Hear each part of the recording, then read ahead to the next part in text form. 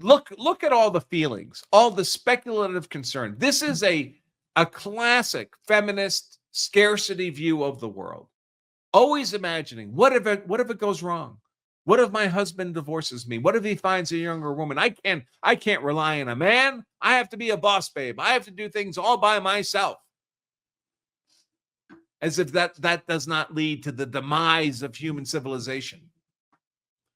A scarcity, a fear-motivated view of the world. Sotomayor writes, this case arises out of the president's unilateral efforts. Now, of course, she means unilateral in a negative way. That's bad, right? Unilateral? It's not bad, folks. Each branch of government has core and plenary powers that they carry out in a unilateral way. The Supreme Court does. Does Congress or the president get to tell the Supreme Court what cases they hear? Or does the Supreme Court choose which cases it will hear in a unilateral way?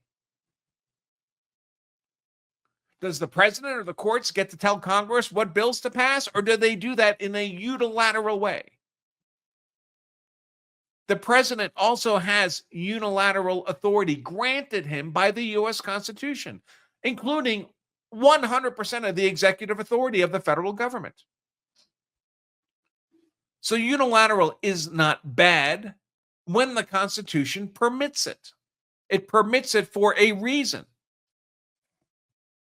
This case arises out of the president's unilateral efforts to eliminate a cabinet-level agency.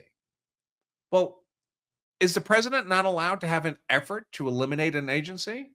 He may not be allowed to eliminate the agency, but he can't use his political influence and authority to push things in that direction? Of course he can. A cabinet-level agency established by Congress nearly half a century ago, so not even half a century, the Department of Education. By the way, how important can the department be if it's only got 4,000 employees? Honestly, how vital can it be in a nation of 340 million people? But she says the department plays a vital role in this nation's education system.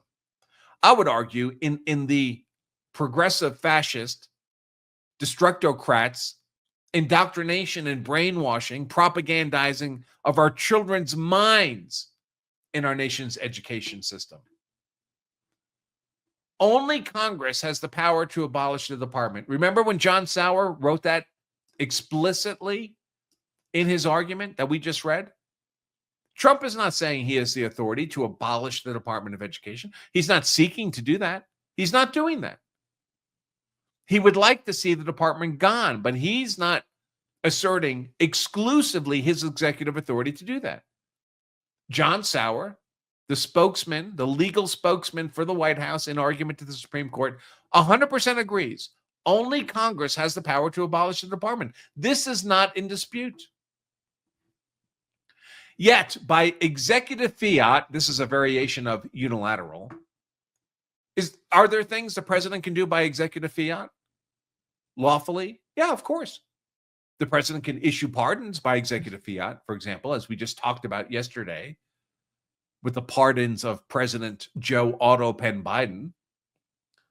Yet by executive fiat, the president ordered the Secretary of Education to take all steps necessary to facilitate the closure of the Department of Education. Is facilitating the closure abolishing the department? Is there a difference between facilitating something and carrying it through to complete execution? Obviously. Is the president allowed to make it easier for Congress to abolish the Department of Education? Congress has that authority. Can the president facilitate the exercise of that authority by Congress? Of course. Secretary Linda McMahon gutted the department's workforce. Well, is this an objective statement of reality, or is this emotional hyperbole? Were they gutted? What's that mean? Maybe the people who were reduced in force, maybe they were completely superfluous to the department's mission. Maybe they were employees that were not actually needed for the efficient functioning of the department. Guess who gets to make that call? It's not the Article 3 judicial branch. It is the Article 2 executive branch that manages this executive agency. They fired over 50% of its staff overnight. Would it have made a difference? Again, this is more emotional hyperbole. Overnight. Would it have made a difference if they'd done it over a week or done it over a month? That would have been acceptable to the states and the schools and the teachers' unions contesting this? Rip the Band-Aid off. If firings have to be done, folks, the best way to do it is overnight and not drag it out. That's true in the corporate environment. That's true in the government environment. Make the decision, the calculation of who needs to go and how many, and get them out. All in one day if you can do it. By the way, if you have other bad, uncomfortable things to do all of them the same day. Rip off the Band-Aid. In her own words, the words of Secretary McMahon, that mass termination served as the first step on the road to a total shutdown of the department. What's wrong with this? Is the executive branch not allowed to take the first step towards the abolishment of the Department of Education so long as it's Congress who ultimately does the abolishment? Of course they are. There's nothing wrong with this. This is just a form of facilitating. She just doesn't want the department abolished. Sotomayor. When the executive publicly announces its intent to break the law,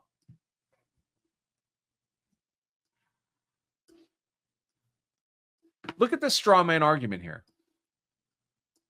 None of this facilitating the abolishment, the closure of the Department of Education, taking a first step on the road to a total shutdown. Obviously, this is speaking hyperbolically. They're not literally on a road, are they? The first step on the road to a total shutdown, none of that is breaking the law. None of that is against the law. None of that is the president exceeding his authority. None of that is him assuming the exclusive authority of Congress to do the actual abolishment. So he is not publicly announcing his intent to break the law. That's just a lie. That's estrogenic hysteria. That's Sotomayor deep in her feminist mind, imagining this.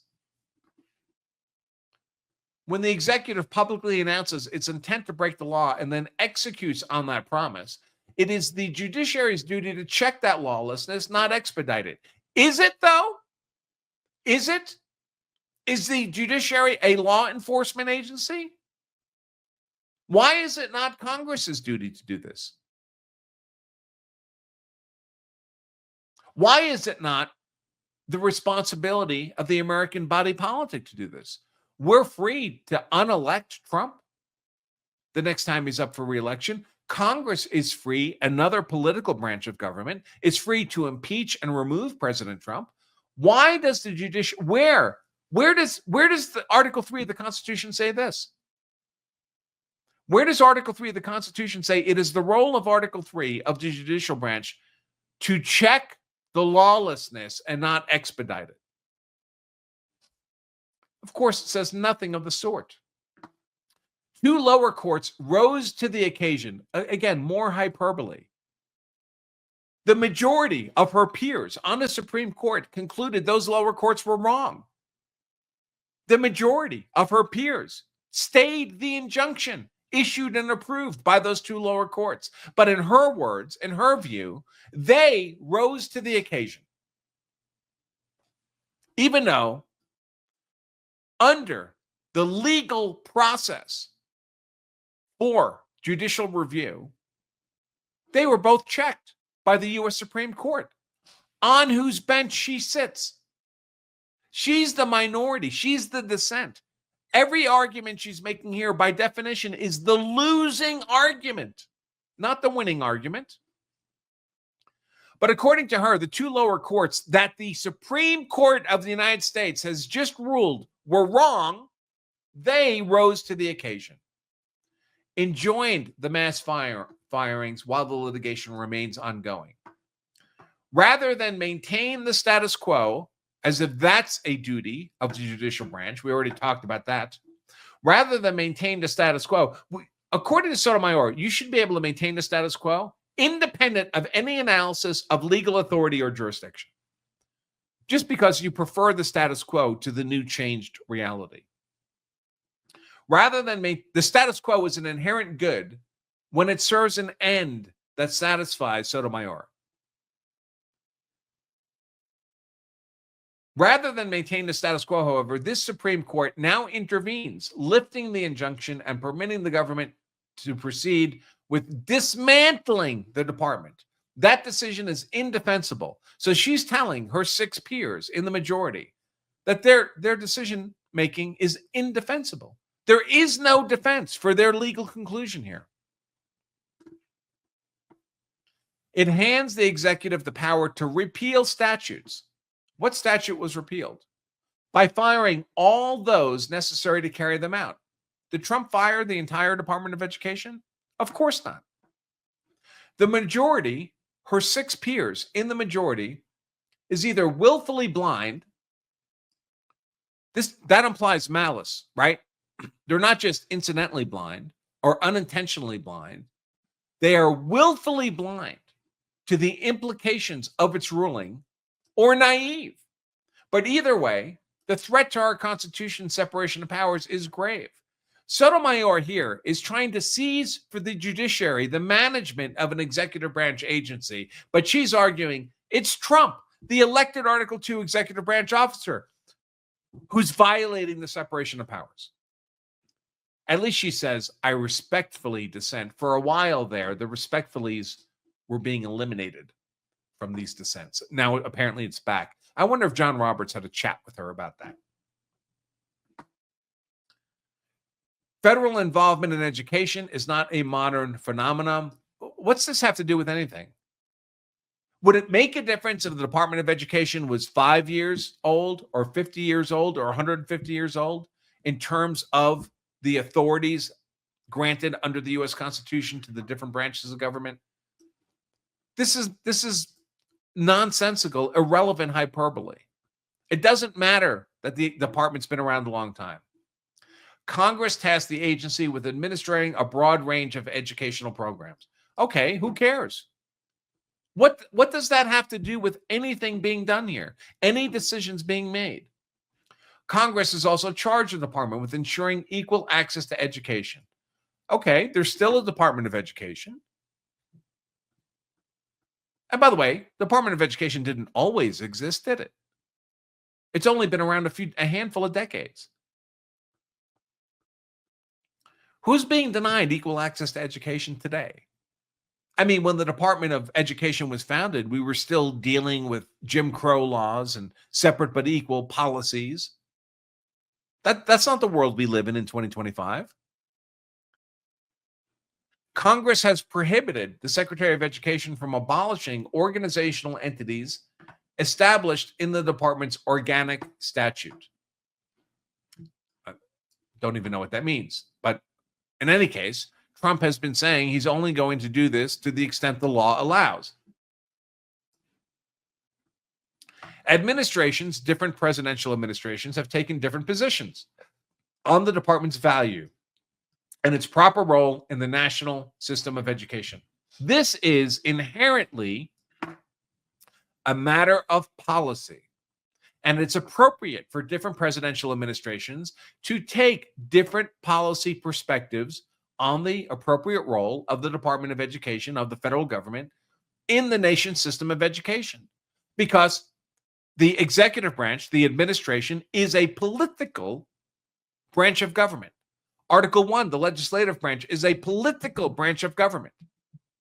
The Article 3 judicial branch is not. The Supreme Court should be giving this no weight at all. They have no role in public policy. Until now, however, presidents have recognized, she writes, until now, presidents have recognized they lack the unilateral authority to eradicate a department that Congress has tasked with fulfilling statutory duties. Remember what John Sauer said in his argument, which she would have read. to the Supreme Court, he concedes explicitly the president does not have unilateral authority to abolish the Department of Education. So why is Sotomayor, the wise Latina, why is she lying to us? Why is she saying that until now presidents have recognized they lack that authority, but now that they're not recognizing that? When she knows damn well the White House has, in its filings to this court, in this case, acknowledged that they lack the unilateral authority to eradicate the Department of Education. Because, as I often caution, if progressives did not have lies, they would have nothing to say at all. Undeterred by these limits on executive authority, President Trump has made it clear that he intends to close the department without Congress's involvement. Really?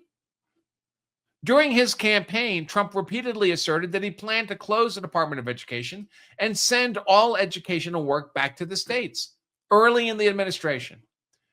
Even if this is true, it's simply a statement of intent. You're allowed to state your intent. By the way, it's quite possible when Trump made this statement, he was not aware that the president lacks the unilateral authority to do this. And now he knows, as evidenced by John Sauer's argument, that the president lacks the unilateral authority to do this. That's why we don't enter into these kinds of legal confrontations based on simply expressions of intent. We stop people from actually doing things that are prohibited. We don't stop them from talking about it. Following the election, Trump continued that refrain. You can do a lot of things without Congress. Isn't that true? Including a virtual closure of the Department of Education. That's true too. That's still not abolishing the Department of Education. After taking office, President Trump described the department as a big con job. He's not allowed to say that. What's actionable about that? And reiterated that he would like to close it immediately. I would like to close the Department of Education immediately. Is that a statement of intent to act unlawfully and unilaterally close the Department of Education? I would like to have all the money in the bank. Is that me robbing the bank? When nominating Linda McMahon, and these are all political statements, right? These are not controversies. This is not what Article 3 authorizes the Supreme Court to deal with. These are not cases and controversies. These are political statements of intent. Sotomayor is seeking to explicitly make the Supreme Court a political entity, which is fine with me, by the way. If we want to make the Supreme Court a political branch of government, like Article 1 and Article 2, that's fine with me. Run for election. Run for election every 4 years, just like the president. And then I'll be happy with the Supreme Court being a politically active branch of government, because then it will be answerable to the American people. When nominating Linda McMahon to lead the Department of Education, President Trump announced that he had directed McMahon to put herself out of a job. Yeah, he wants the Department of Education to be gone. He's allowed to agitate for that outcome. Consistent with that directive, on her first day as Secretary of the Department, McMahon issued a memorandum explaining that she would lead the department's final mission and fulfill the president's campaign promises.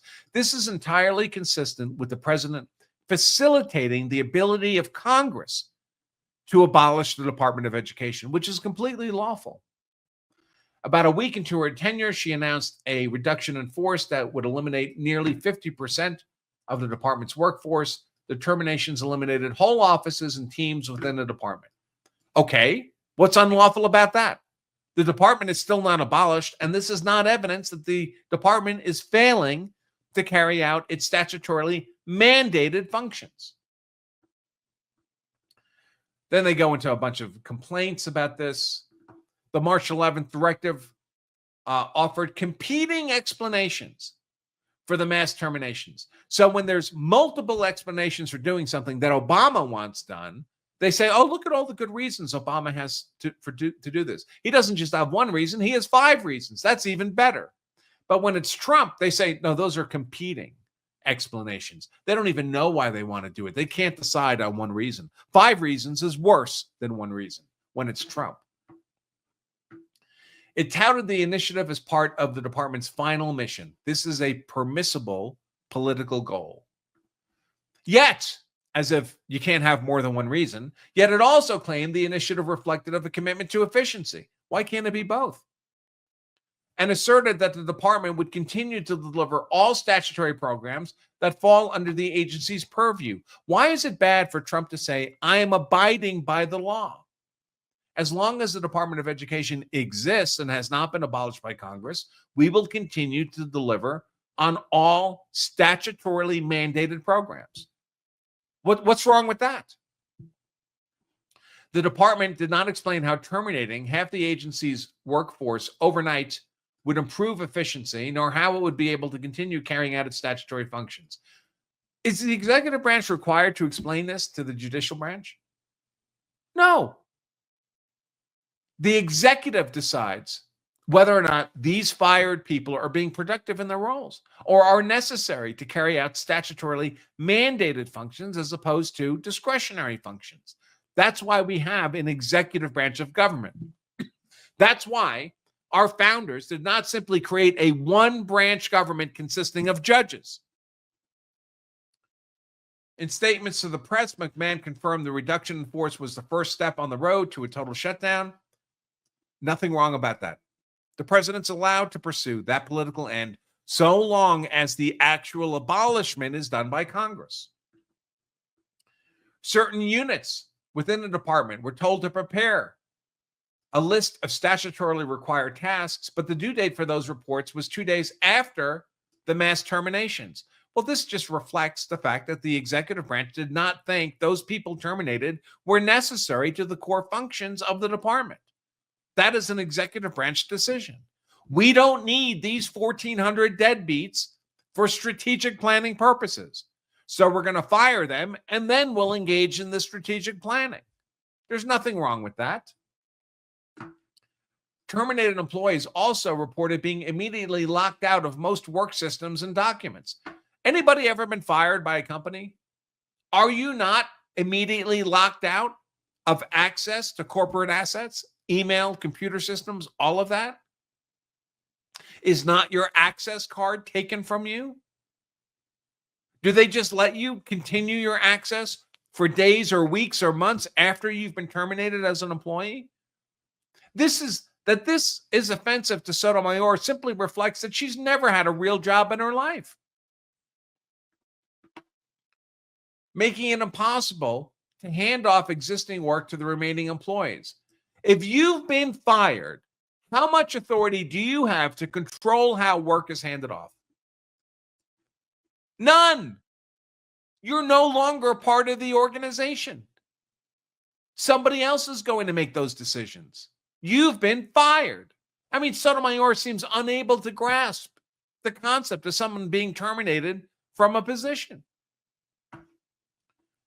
On March 20th, Trump formalized his directive to shutter the department by signing an executive order titled Closing the Department of Education, Returning Authority to the States. Again, as a political goal, this is perfectly permissible, so long as it's Congress that does the actual abolishment.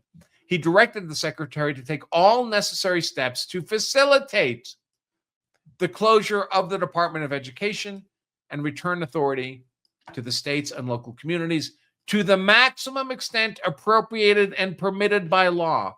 This is an explicit no kings statement by Trump. You need to do everything to facilitate the closure of the Department of Education as permitted by law. Following that directive, they got sued by a group of 20 states and D.C. They argued the reductions in force effectively dismantled the department, but that's not the legal standard. The legal standard is, has the department been abolished? Not has it subjectively been effectively dismantled. Who decides what effective dismantlement is? Sotomayor? The states? The teachers' unions? and incapacitated components of the department responsible for performing functions mandated by statute. Of course, this is contested. Trump says, no, we're doing our statutorily mandated functions. They claim that the Trump violated the separation of powers because they're claiming he abolished the Department of Education. Plainly not true. Department of Education still exists. The take care clause that says the president will take care to see the law is faithfully executed, that doesn't make him unable to exercise executive authority. And the Administrative Procedure Act. I love that the Progressive Fascists keep resorting to this Administrative Procedure Act, the APA. And every time they do it, they lose. When it gets to the Supreme Court, they lose. Because they're abusing what the APA is intended to do. So the Administrative Procedure Act was created in the wake of the federal government bringing into being a huge administrative state of bureaucrats, unanswerable to the American people. They're not elected. They're all but unfireable until Trump came along. And these bureaucrats, these agencies, were issuing rules and mandates to the American people that were insane, chaotic, arbitrary, capricious, unreasoned. This was putting the lunch lady from the middle school in charge of national economic policy. And Congress saw that many of these orders being issued by these bureaucrats were insane. And Congress said, listen, we're passing a law, the Administrative Procedure Act, that says if a bureaucratic agency passes a regulation that's arbitrary, capricious, it can be challenged in federal court. But think about what the purpose of that is. The purpose of the Administrative Procedure Act is to protect the American people from the insanity of government bureaucrats. How the left, the progressive left, the structocrats intent on tearing down our American nation, how they apply the APA is to protect the bureaucrats from the political will of the American people. You can't fire the Department of Education. You can't fire the Department of State. The APA is intended, they say, to protect the bureaucracy. That's not the case. The APA was created specifically to protect the American people from the bureaucracy, not to protect the bureaucracy from the political will of the American people. And that's why they keep losing on that APA argument. The White House, now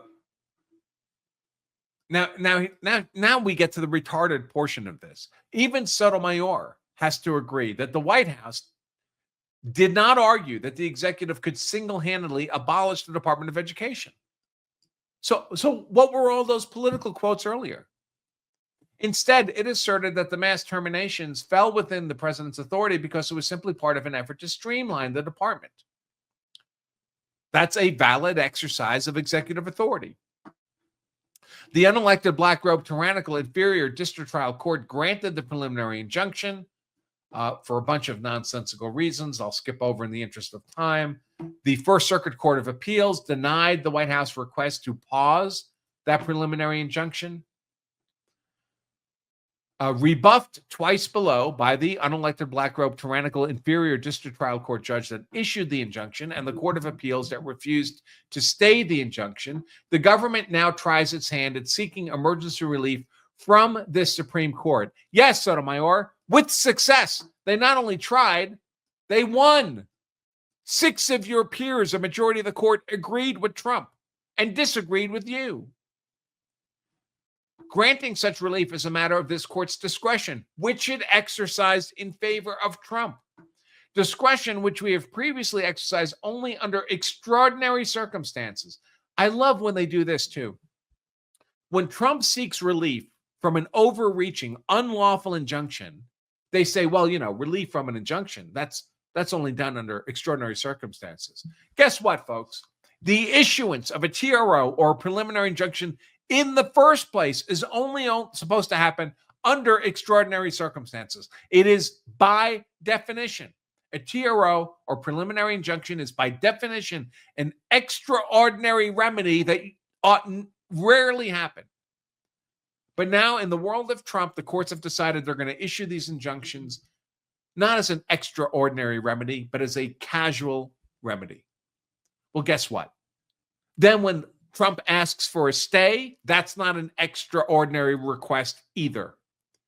That's now been made a casual request. F around, find out. Article 3. The government's argument stumbles from the start. But does it, though? It's the argument that won, Sotomayor. In our constitutional order, Congress makes laws and the president faithfully executes them. The founders of this nation entrusted the lawmaking power to Congress alone. Okay? There is no provision in the Constitution that authorizes the president to enact, to amend, or to repeal statutes. Sure, fine. But he has 100% of the authority to execute those statutes in the manner he deems most efficient. The president thus lacks unilateral authority to close a cabinet-level agency, which is not happening here. Even Trump, the White House, as Sotomayor herself just acknowledged, recognizes this.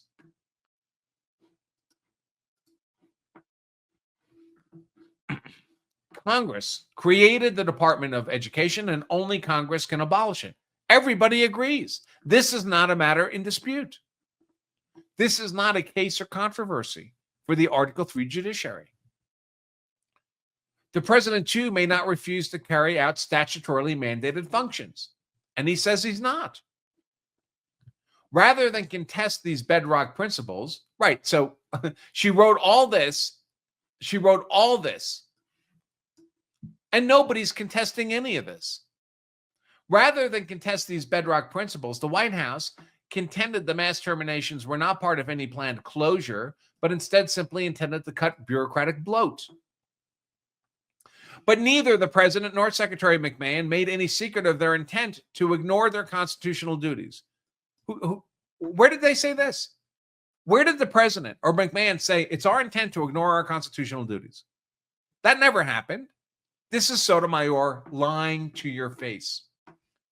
President Trump repeatedly called for the immediate abolition of the Department of Education, both during his campaign and after taking office. He's allowed to do that. That's not against the law. He doesn't have to ask Congress for permission to call for the immediate abolition of the department. He only needs Congress's permission to actually abolish the department. He directed McMahon to put herself out of a job. That's consistent with facilitating the abolition of the department, which is completely permissible. As the trial court expressly found, the department will not be able to carry out its statutory functions. This is a summary conclusion of fact by the unelected black-robed tyrannical inferior district trial court judge, the same judge who assumed effective authority as a judicial secretary of the Department of Education to micromanage the agency, because he decided that the department will not be able to carry out its statutory functions. He seizes all control. Someone wants to be a king, and it sounds like Judge Soon. Mandatory statutory duties, including a whole bunch of other things, are all at risk or currently compromised, the department determined. That doesn't mean they're not happening. At risk is a speculative harm. That's not standing in federal court. The executive has seized for itself the power to repeal federal law by way of mass terminations. This is a policy dispute. This is not standing in federal court. In direct contravention of the take care clause in our Constitution, separation of powers. Trump says he's firing people for purposes of efficiency. That's an executive function. Until he actually abolishes the Department of Education, he hasn't violated the law. Before this court, the Supreme Court, the government does not defend the lawfulness of its actions. This is a straw man argument.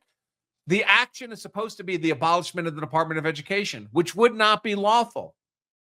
But that's not happening. Trump has not abolished the Department of Education.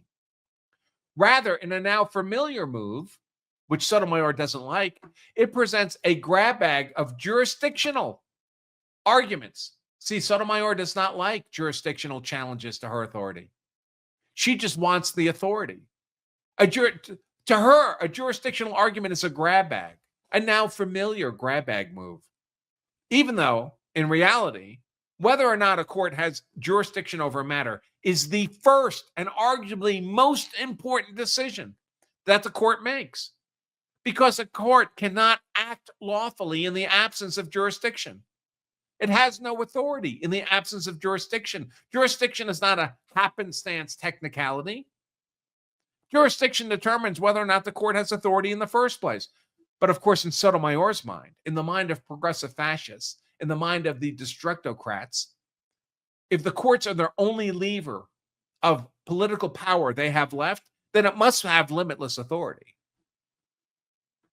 And any challenges to its jurisdiction or authority are obviously to be scoffed at as unimportant technicalities, a grab bag, and now familiar grab bag move.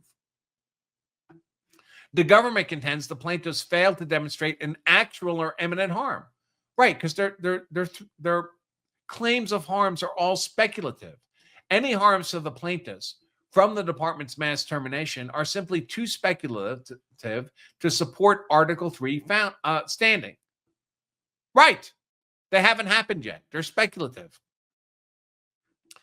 And look at Sotomayor's own language here. Dismantling those Department of Education services has jeopardized is speculative. It's not something that's actually happening.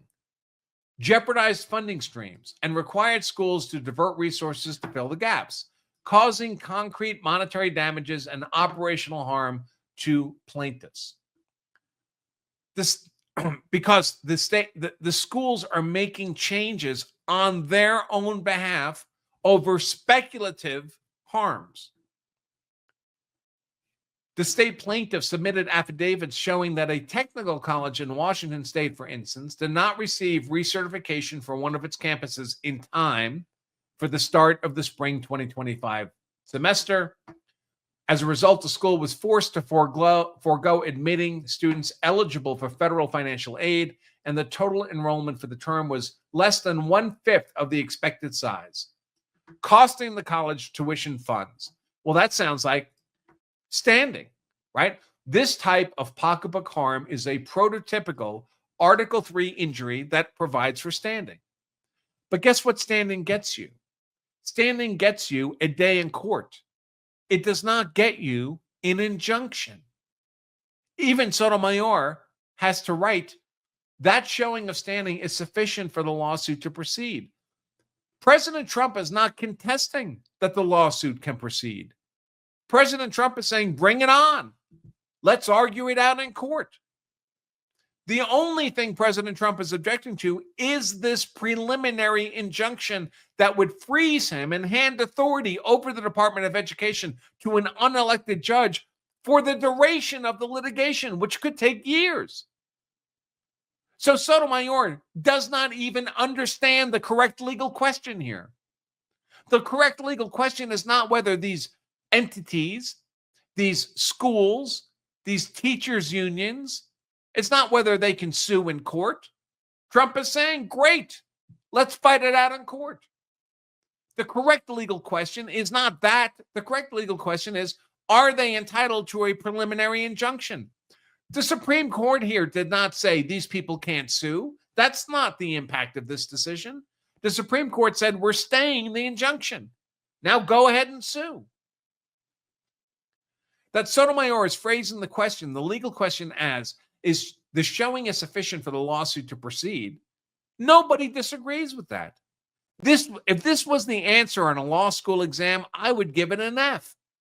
She simply doesn't understand the correct legal question.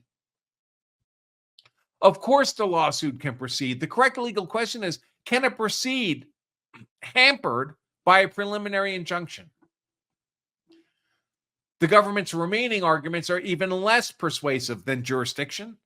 It's more jurisdiction arguments. The government claims that the Civil Service Reform Act divest the district court, the unelected black robe tyrannical inferior district trial courts, of subject matter jurisdiction, firing cases over the suit because it challenges the CSRA, challenges claims regarding personnel decisions exclusively through the Merit Service Protection Board and the Federal Labor Relations Authority. This is 100% correct, as I've already explained. Why these federal courts don't actually have jurisdiction over any of these firing cases. Congress stripped them of jurisdiction in the firing cases. The government challenges components of the district court's remedial order that it was the Judge June was seizing control of the Department of Education. The government contends that the district court lacked authority to order reinstatement of the fired employees. We've already talked about that. And alternatively, that the reinstatement order is overbroad because it is not adequately tailored to restore the particular department functions on which the plaintiffs rely. Sotomayor then says the government failed to raise that argument before the trial court and therefore forfeited it. All right, so she's not saying this is a wrong argument. She's not saying this is an argument without merit. She's saying the opposite of that. She's saying, well, okay, that's a sound argument, but based on a technicality, I'm going to strip the Article 2 executive branch of authority. You think she would make this argument if the outcome that had occurred was one that she considered to be a social good? As to the latter argument, which the government raises here for the first time, the proper course is to leave questions of whether a narrower injunction is appropriate to the lower courts in the first instance. So Trump is arguing the trial court overreached. Its injunction is too broad. The Supreme Court says, Sotomayor, rather, the losing argument says, well, based on a technicality, they forfeited that argument. But if we were to allow it, we would have the trial judge who issued the original overbroad injunction make that decision. Well, didn't he make that decision? They asked the trial judge for a stay of his order and he refused. He made it immediately effective. Did he think it was overbroad? Obviously not.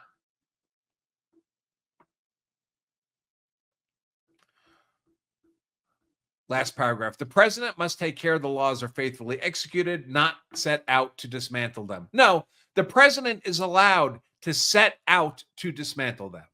He's allowed to pursue policy initiatives with respect to statutes and laws. He can't implement statutes or laws, but he can certainly advocate for circumstances and arguments to dismantle laws. Presidents have always done that. He cannot dismantle laws passed by Congress on his own, but he can set out to.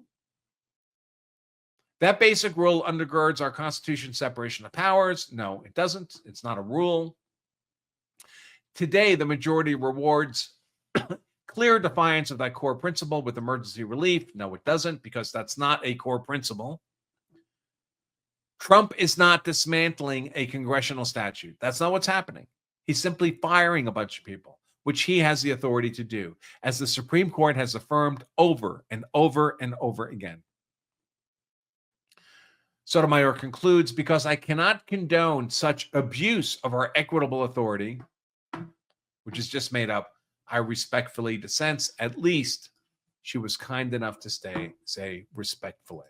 Thanks for watching this highlight segment of our full-length Law of Self-Defense live stream.